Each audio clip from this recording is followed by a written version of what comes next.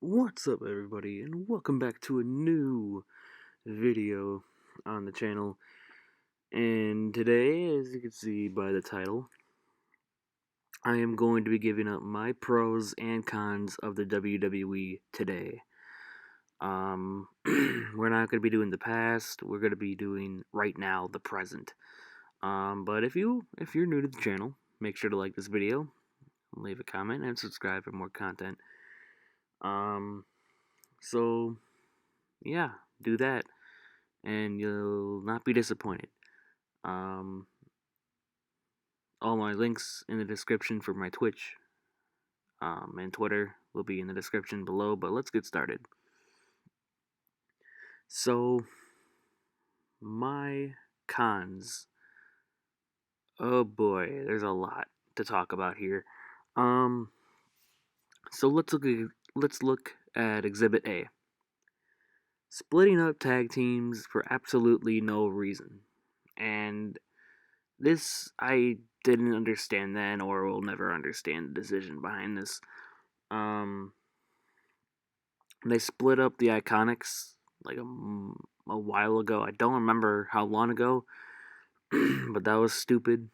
Um, they split up the Iconics for no reason, and then they go ahead and put Peyton Royce with Lacey Evans, like as if that's gonna do anything. Like, you could have just kept the Iconics where they were and done something with them, but no, you gotta put them in a match, or you gotta put them in a tag team match, and if they lose, they have to split up. They lost, and it made no sense then, and it makes no sense now. And also looking at Exhibit B, Otis and Tucker, Heavy Machinery broke up at Hell in a Cell. Tucker turning on Otis, and then basically being going from a potential storyline to the 24/7 title. This past Monday on Raw, Tucker was involved with like 6 other men in a brawl for the 24/7 championship, and it made no sense. You turn the man heel. The previous week he loses to Ricochet, and then now he's just been deployed to the 24/7 championship. Like, WWE messed up. In my opinion, they just messed up with this whole thing. You want to turn him heel, yeah, go ahead. But if you're not going to do anything with him, it's just a waste of time. Here's how I would have done it. I would have, first, it goes back before the heel turn. Remember, they split Heavy Machinery in the draft. They drafted Tucker to Raw, Otis to SmackDown. I would have drafted them both to either SmackDown or Raw. Doesn't really matter at this point. Maybe Raw, I don't know. And then do the heel turn at Hell in a Cell, and then have them feud. At least do something, because it's looking like Otis doesn't even care that he lost. It doesn't even look like he cares that he lost, that Tucker turned on him. I mean, like, Otis is just doing his normal thing, like being a goofball on SmackDown, and it's a joke that they're not feuding when they could have just been together. And I mean, I don't know. I don't know what they're doing here, but if they don't do something soon, it's a waste of time. I don't like it. I really didn't like the decision then. But like, you could have done something with the Iconics and Heavy Machinery. I mean, the women's tag team division really is lacking tag teams, and the Iconics would have been a good fit. But Peyton Royce and Lacey Evans is just not a good fit, and I don't like it. I personally do not like it at all. So that's just my personal opinion on that. Exhibit A and B being the Iconics, and Heavy Machinery being broken up for no reason. I just don't like it. Oh yeah, and also Exhibit C, the New Day being broken up. Now, I was kind of calling that they would break up the New Day once Xavier and Kofi got back from their injury, but I was kind of expecting a heel turn by somebody at least. But no, they did it by drafting Xavier and Kofi to Raw, Big E to SmackDown. What? I don't get it. I don't get it. You could have done something. You could have done something. You could have broken up the New Day by turning Big E heel or something. You could have, okay, you could split them up, but somebody has to turn heel here. Like, I don't understand why they didn't do that. If they would have broken up Big E, or no, I mean, if they would have turned Big E heel, that would have been huge. That would have been huge. Like, that would have done something to Big E, because Big E is still a face. They should have turned him heel when they had the chance. Now, there still is a little hope at Survivor Series that maybe Big E will come out, help the New Day win, even though he's on SmackDown and they're on Raw, or something like that along that line, and then turn on the New Day, beat them up, or turn on the or beat up the Street Profits or something. I don't know. Like, they gotta save it. They gotta save this story because I don't know. I just don't like how they broke them up like that. I feel like something should have came out of it, and really nothing did.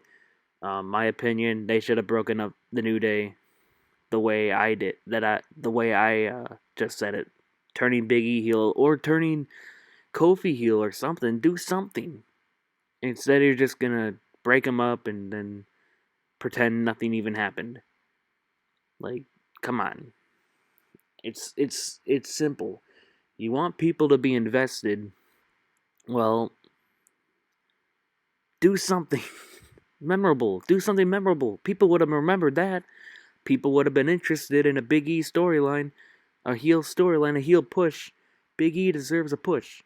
This would have been the perfect opportunity to do it. Turn him heel. Like, do something. I just don't get it.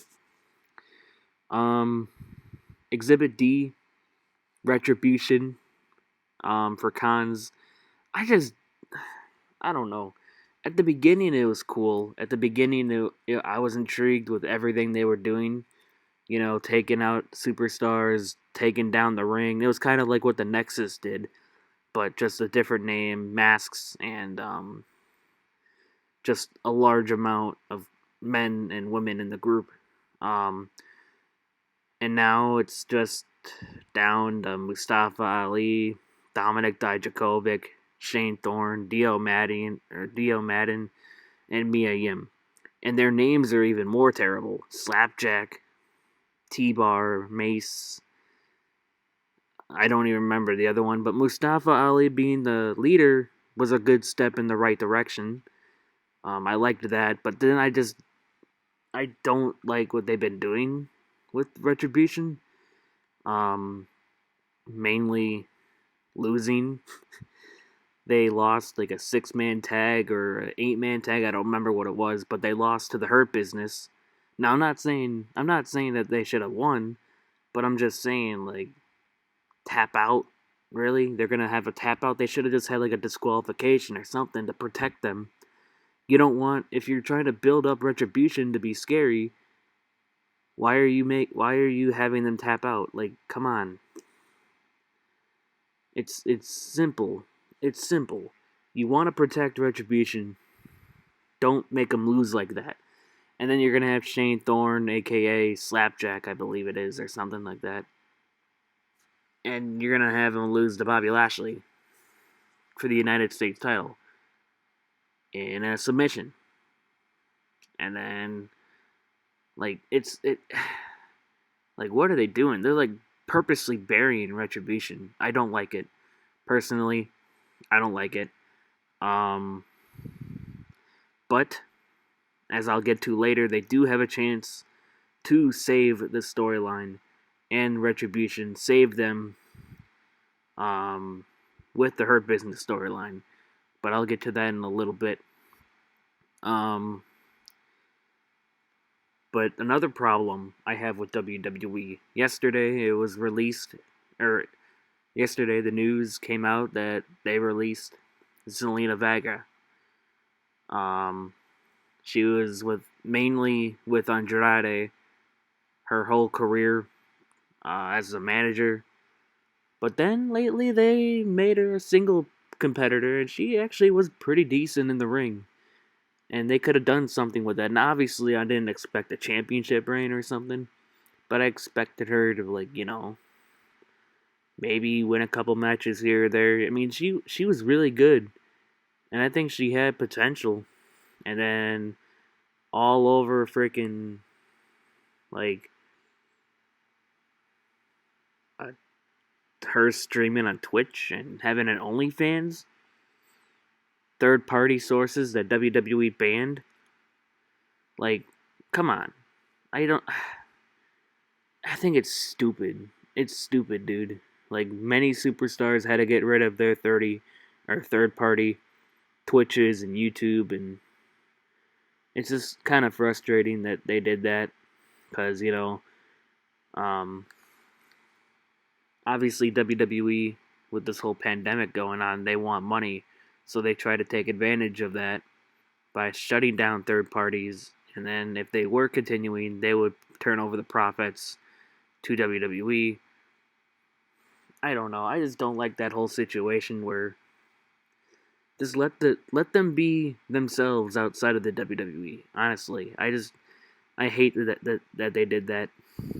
But now we can get to the pros of this. Um, so I think the first thing that WWE has done right this year was giving the Miz the Money in the Bank contract. Now earlier I talked about this with Tucker costing Otis the Money in the Bank contract.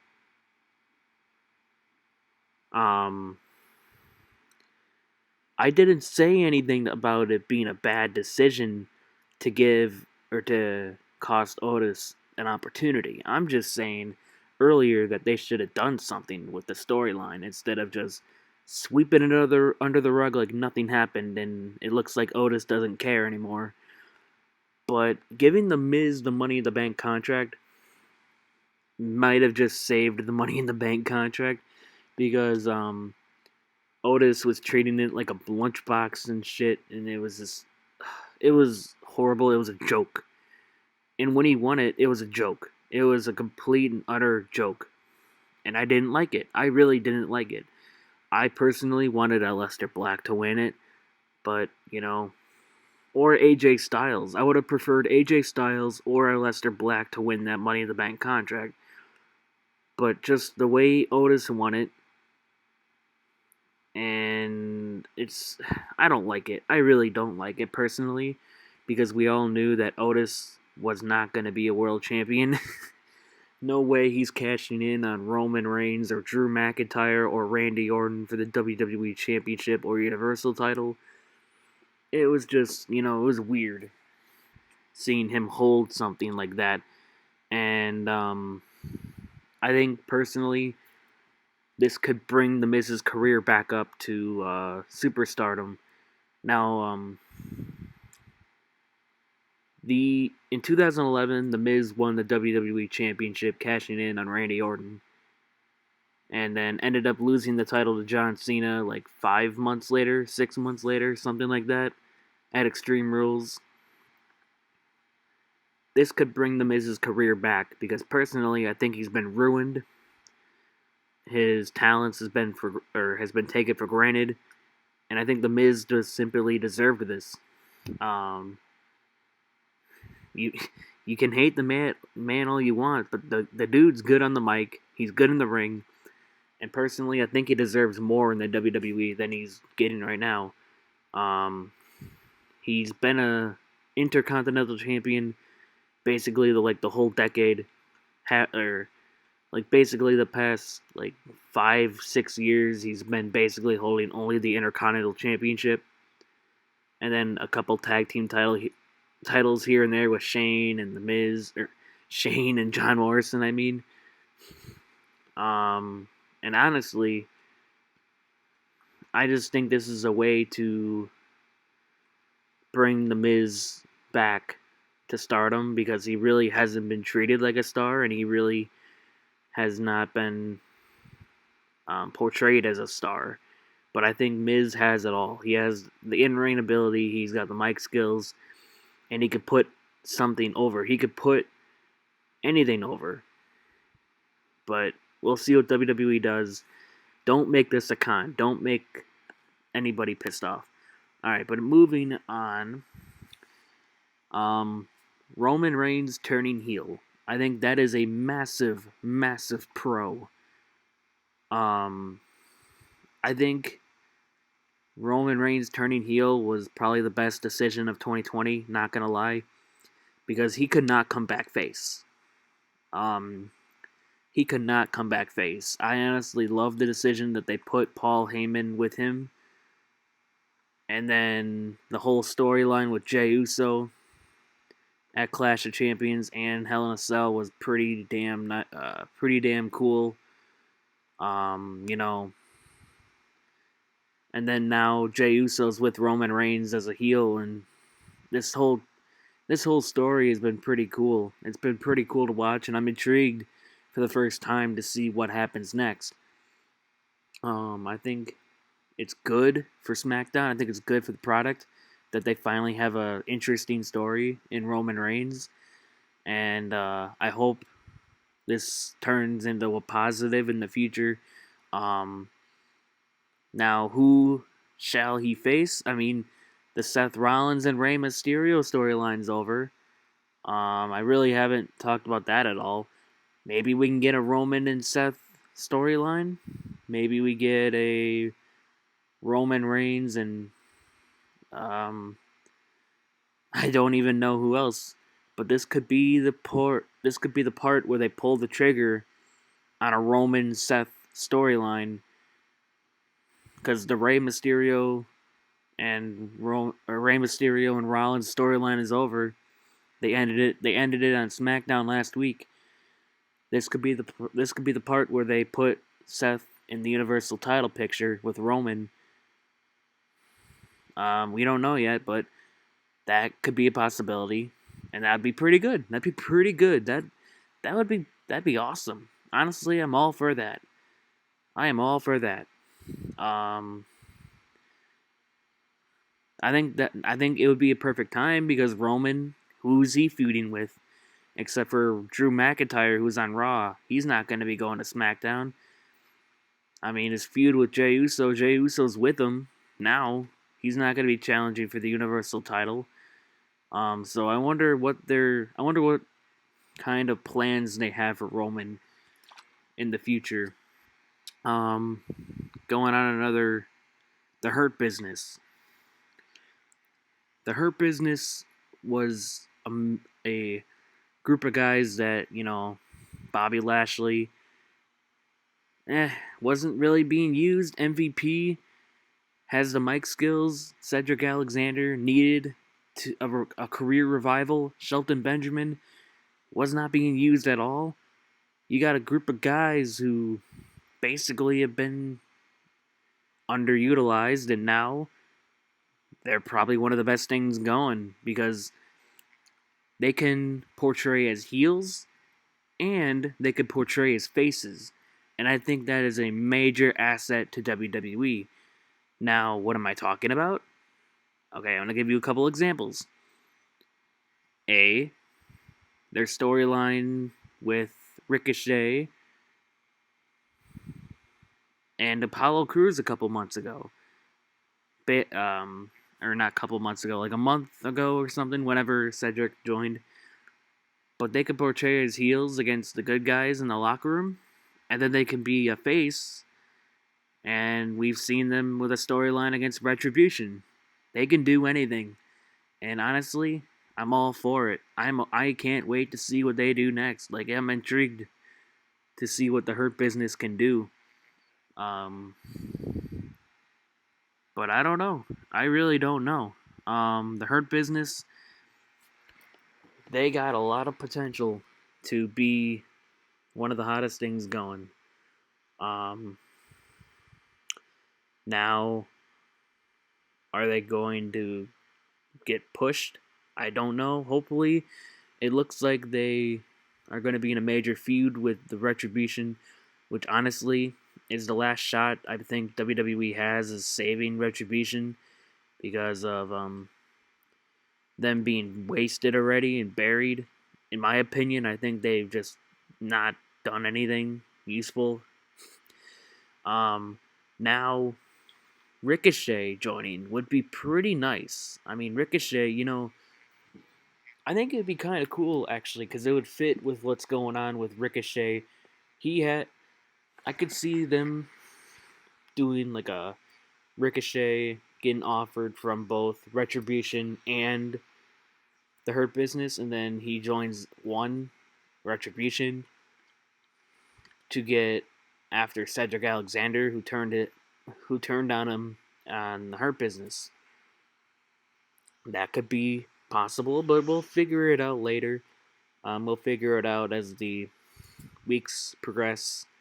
But I just wanted to get this video out to you guys because I think, just being able to talk about it kind of opened my mind about, my actual thoughts on the WWE and the pros and cons right now. But yeah, can WWE do better? Yeah. The cons, I just don't like how they broke up tag teams, and they're horrible booking of some things that I particularly don't like. But hopefully they can get better. Hopefully in a couple weeks, like they're actually doing something with Tucker and Otis and the New Day. And maybe in a couple weeks, this video will be looked at as maybe a future foreshadowing. But we'll see what happens. For me, or that's gonna be it for me. Make sure to like this video, leave a comment, subscribe for more content. Twitch and Twitter links will be down in the description. I do stream on Twitch, and I'm going to be doing more of that more often. So check me out there. We're on the road to Twitch affiliate. We're very close, and I feel I can get there by the end of the year. So make sure to drop a follow there, and I'll see you guys next time. Peace.